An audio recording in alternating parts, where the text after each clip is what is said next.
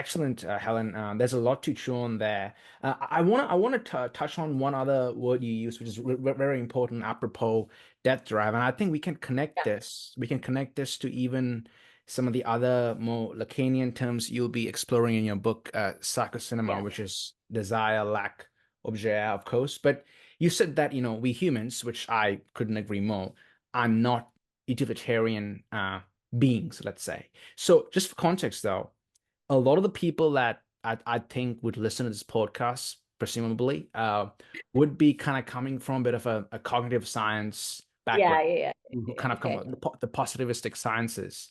Yeah, So yeah, if you could kind of explicate, apropos the death drive and then the other kind of Lacanian terms, yeah, yeah. why do you claim that we humans aren't, let's say, rational agents or utilitarian beings? Yeah. And it's interesting, by the way, that if you come from the perspective that we are, then it very much, again, in terms of like the capitalist logic of a bad actor or somebody who can be corrected and told off or, responsible. So often we, instead of seeing the world in sort of like movements or a material reality where we are impacted by a material reality and we are symptoms of it, and also that we are marked by all these sort of non-utilitarian drives, it becomes very easy to sort of scapegoat and say like that we just have a wrong series. It's a very problem solution logic. Like we it's not that we have fundamental alienation, it's that we're thinking wrong and we can invest in this new thing and then it'll be fine. And then when that doesn't work, again, it's sort of this idea of purity. We can get to a point of like perfect solution, Or but even we like never can. therapist, or even like therapism, where you go see a therapist, something's wrong with you, you're a neurotic subject because of capitalist logic, and then go and fix yourself and get back into the job market and fit into the order of things. That's I Exactly. couldn't agree more. Well put. Yeah. And when we don't achieve the impossible purity, there's reasons and scapegoats and problems and people that we can. But not only is this a sort of fascist logic, which is the fascist logic, as you sort of pointed out, is an emergent, is an inevitable part of the purity logic of capitalism. It's like you require a scapegoat to explicate why we haven't got that perfect world. And this sort of happens in a micro way all the way down in it exists all the time. The scapegoat logic, the purity logic, the oppositional logic, and obviously in terms of mid-century fascism and Nazism, like that was just an explosion on a mass scale. But this happens all the time in capitalism. But so we were talking about, oh yeah, so my mom, when I had a rap, my mom is like a really like annoying healthy eater and like, just don't eat so much, or be self-disciplined or whatever. Very kind of 90s approach. But we had a rabbit once, and I remember she would always go on about how the rabbit was just so we can all learn so much from Tonka. The rabbit was Tonka because if you give him too much food, he only eats what he wants and then he leaves it. He becomes very self-disciplined. And it's like, Mum, it's a rabbit. So animals are instinctual because they are conscious and not self-conscious.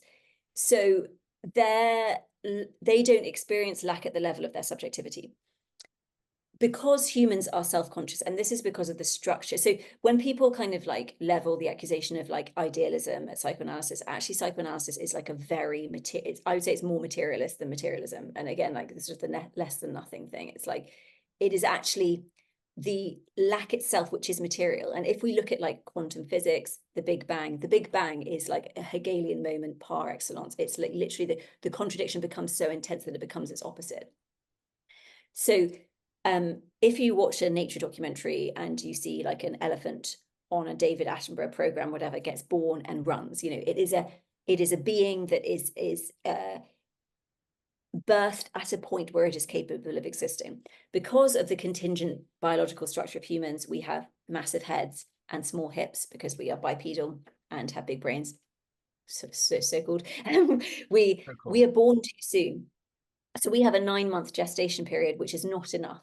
So we are born into matter at 9 months, but we are still part of our primary caregivers. We are still not yet an infant. We are not capable yet of walking and going. So we have this interior, exterior moment of life where we are still being gestated via our parents. So we are conscious like an animal, and we witness our parents and we are part of their parents and we're being nurtured. And then we get to a point where we are big enough and we can start to walk, and we separate from our mother's breast. There's a point where we're told no, and we have to, but this creates a sort of a sense of losing something in our subjectivity, an essential sense of loss. This traumatic, the utopia of Eden is lost. And it also creates a frustration. So language comes before us, our parents are speaking subjects, but we are divided at a point where we are already conscious and we are developed to a certain extent. And we need to communicate things to this primary caregiver who is also still taking care of us. And this frustration generates language. It is when we cannot communicate what we need. And it also relies on the fact that our parents, who are divided subjects, cannot give us a one-to-one assessment of what we need as a child. They're always failing. And it's the necessary failure that produces the frustration that gets us to speak. And then when we speak, we enter into the symbolic order, the world of signs, and our subjectivity is built upon this language, and then we become self-conscious beings. So we are always, to get to that point, this is a very material structure of how we get a journey to subjectivity, but it leads to a glitch in our subjectivity, and this glitch leads us to not just be instinct. We have some aspects of instinct. We are beings. We are marked by instinct. We have all sorts of features of our life that take place without an interference of consciousness, but we also are marked by drive, and drive is slightly different from desire, and is different from demand, which is sort of like an instinctual thing. So the point being is, like, humans can have eating disorders. They're liable to eat too much. They're liable to sort of try to organize their anxiety around food. It's no surprise that animals like the rabbit in our house could just go and eat its food. We need all sorts of performance around food. We need rituals. We need 3 meals a day. We need a sweet thing. We need this. Like, language, as subjects of language never is all to do with frustration and impossibility and lack. So we think of the word apple. Apple doesn't just mean apple. It doesn't just signify apple. It means New York, the big apple. It means an apple a day keeps the doctor away. It means Apple, the computer I'm on, and they're not paying tax and they're fucking the world. Apple means grandma's apple pie. It means I am a teacher's pet. It means all these things. So food is an object that we label with signifiers, and it takes on all this meaning, and we have emotional relationships to certain things. We have food becomes a thing that we refuse. We can refuse in certain circumstances when we don't feel that we're controlling things. Food becomes a cultural issue. Every signifier is loaded with so many more things than the object itself, because of language and because of our excess relation to it through language and subjectivity. So demand basically is satisfied by an object, like, okay, I'm hungry, I'm just going to eat something, that, like the rabbit. Then we have desire, as we've seen, like with the Citizen Kane. Desire, which is a film all about desire, is satisfied by a lost object. So desire is this pursuit of something, that the thing, you're looking for the thing. Yeah, exactly, but we can never get it. yeah. And then drive is satisfied by the loss itself. Yes. And as you pointed out, like, drive is such an important feature of capitalism, precisely because it has to fail to succeed. And so we have this death drive dimension. Yeah. So, yeah, I mean, I guess psychoanalysis would explicate things like the climate crisis as an inevitable result of the libidinal structure of capitalism. And so all of this greenwashing and veganism and offering new products and just disciplining people will never work, because capitalism operates on an unconscious logic. So anytime, you just go to the local supermarket now and they have like a whole aisle of new products, of vegan bacon and this, that, and the other.